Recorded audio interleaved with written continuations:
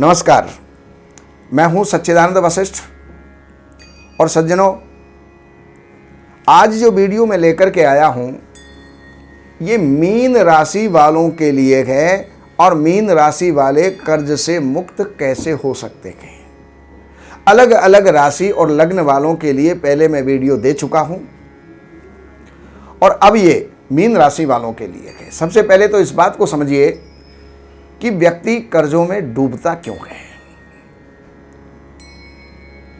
ये तो हर कोई कह देगा कि किसी से पैसा लिया, चुका नहीं सके तो हम कर्जों में डूब गए। अरे भाई, चुका क्यों नहीं सके, उसके भी तो कोई ना कोई कारण बने होंगे। आपने किस उम्मीद पर कर्ज लिया था? कर्ज तो आपने ले लिया और इस उम्मीद पर कि मैं चुका दूंगा, लेकिन आप नहीं चुका सके। कर्ज एक ऐसा रोग है, ऐसा दलदल है जिसके अंदर आदमी जब फंसता है तो फंसता चला जाता है। दलदल के अंदर जो है बाहर निकलने का प्रयास करता है, लेकिन फिर डूबता ही अंत तो गत्वा पूरा ही डूब जाता है। लेकिन उसके मुख्य कारण 3 होते हैं। सबसे पहला आपकी कुंडली के अंदर कारण होता है। द्वितीयेश और लाभेश, इनका संबंध धन से है। कुटुंब का धन, पुराना धन और नई इनकम का साधन, ये दोनों अगर धनेश और लाभेश ये अगर 6, 8वें, 12वें स्थान में बैठ गए और पापी ग्रहों से ग्रसित हो गए तो निश्चित है हम कर्जों में डूब जाएंगे।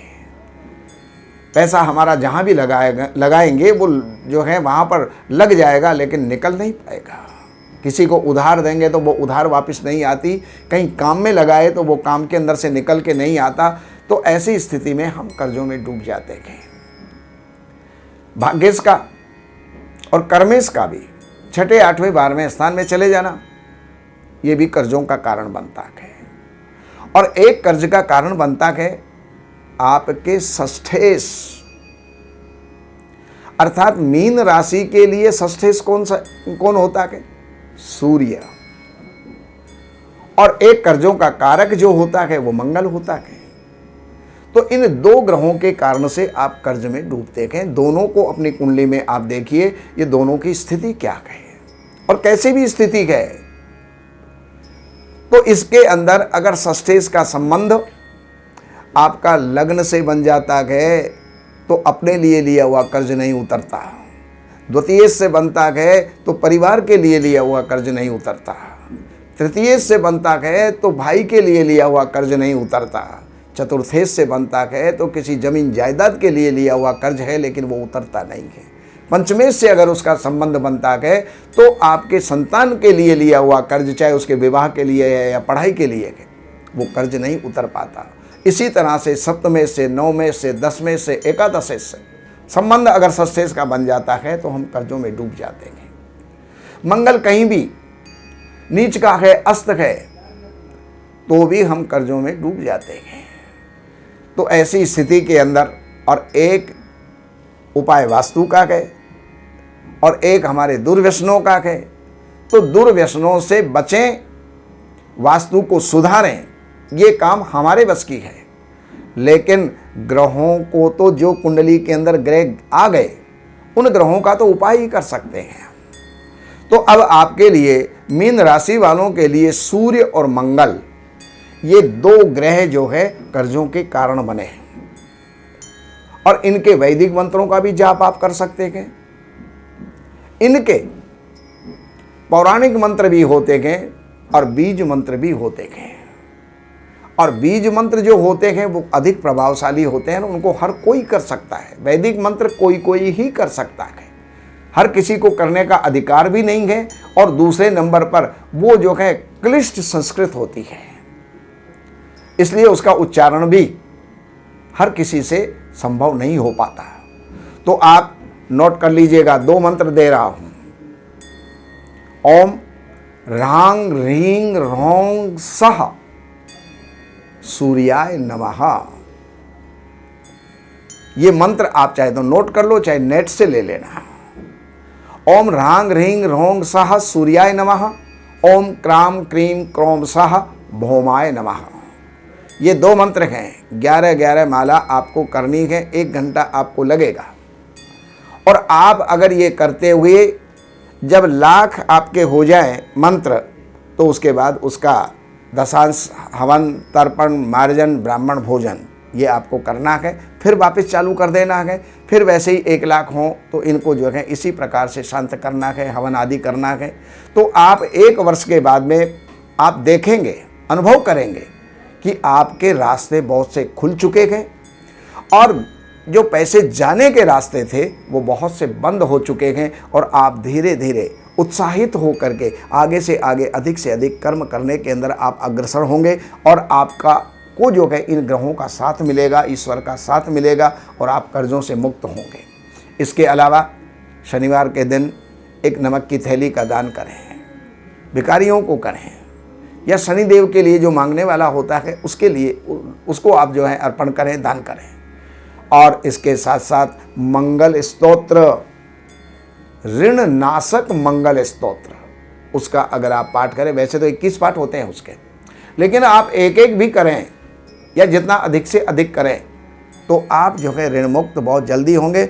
और वो स्तोत्र इस प्रकार है। ओम मंगलो भूमि पुत्रस्य ऋण हर्ता धन प्रदः सिरासनो महाकाय सर्व काम विरोधकः लोहितो लोहिताक्षस्य सामगानां कृपाकरः धरात्मज कुजो भूमो भूतिदो भूमिनन्दनः अंगारको यमस्यैव सर्वरोगापहारकः वृष्टिकर्तापहर्ता च सर्वकामफलप्रदः एतानि कुजनामानि नित्यं यः श्रद्धया पठेत् ऋणं न जायते तस्य धनं शीघ्रमवाप्नुयात् धरणीगर्भसम्भूतं विद्युत्कान्तिं समप्रभं कुमारं शक्तिहस्तं च मङ्गलं प्रणमाम्यहम् स्तोत्रमङ्गारकस्यैतत् पठनीयं सदा नृभिः नैतेषां भौमजा पीडा स्वल्पापि भवति क्वचित् अंगारक महाभाग भगवान् भक्तवत्सलः त्वां नमामि ममाशेष मृणमासु विनाशय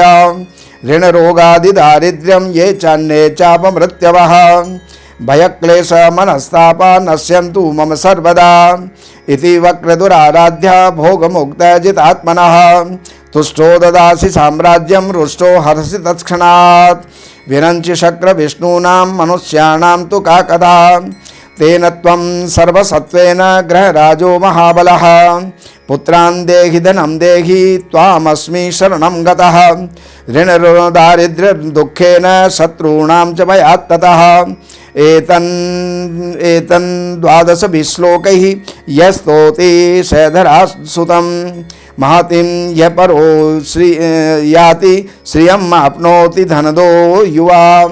ये जो मंत्र है, ये जो स्तोत्र है, इसको आप नित्य प्रति पाठ किया करें। आप नेट से आप इसको ले सकते हैं और या फिर आप इस वीडियो के द्वारा इसको सुन सकते हैं, तो उससे भी आप जो है ऋण से मुक्त होंगे। और अब मैं आपसे निवेदन करूंगा कि कोई भी अगर आपको जानकारी लेनी है तो आप इन नंबरों के ऊपर संपर्क करके अपॉइंटमेंट लेकर के हमारे कार्यालय की कुछ सेवा अर्पण करके और उसके पश्चात आप जानकारी प्राप्त कर सकते हैं। बाकी एक निवेदन और है, इस हमारे चैनल को सब्सक्राइब करें, बेल आइकन को दबाएं, जिससे कि आपको हर प्रकार की धार्मिक और वास्तु ज्योतिष संबंधी वीडियो आपको प्राप्त हो सकें, जिससे आप लाभान्वित हो सकें। नमस्कार। हमारे यहाँ वैदिक ब्राह्मणों के द्वारा सभी प्रकार के पूजा पाठ, कर्मकांड, संगीत में विवाह, गृह क्लेश, काल सर्प दोष, व्यापार में रुकावट व नवग्रहों की पूजा आदि कराई जाती है। हमारे संपर्क सूत्र हैं 7838898421। देवज्ञ सच्चिदानंद वशिष्ठ जी से वास्तु, ज्योतिष, वैदिक अनुष्ठान, पूजा पाठ, महामृत्युंजय पाठ, शतचंडी पाठ, बगुलामुखी पाठ, भैरव अनुष्ठान आदि, राशि रत्न, रुद्राक्ष, कवच आदि हेतु संपर्क करें। हमारे संपर्क सूत्र हैं 7838898421।